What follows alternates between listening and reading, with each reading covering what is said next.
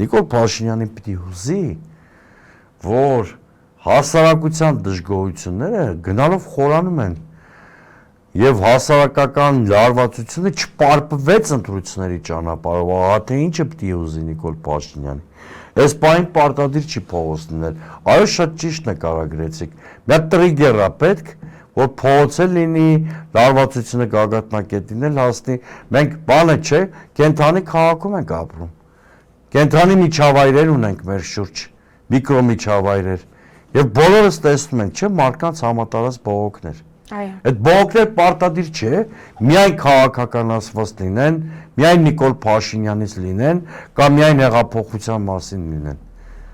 Այդ բողոքները բազմաշերտ են, կյանքի որակի հետ են կապված, իշխանության ինչ-որ ուղղակի վատ աշխատանքի հետ են կապված, ցածր եկամուտների հետ են կապված, ռեպրեսիաների հետ են կապված,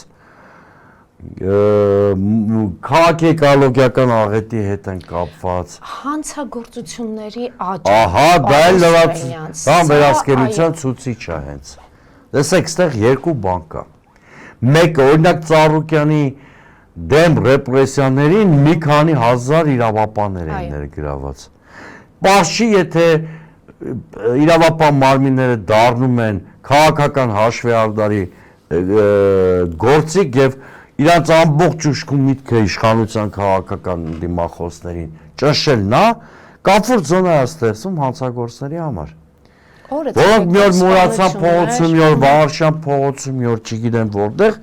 մարտաֆիլմեր են բեմականացնում, բարիսկական իմաստով։ Սա մի գործում։ Իսկ իրավապան մարմինների իշխանության կցորդ կամ քաղաքական հաշվեհարդար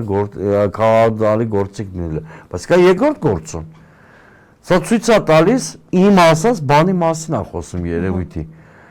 Կառավարությունը աշճանաբար սկսում է չվերահսկել երկրի անցուդարձը, երկրում տեղի ունեցողը։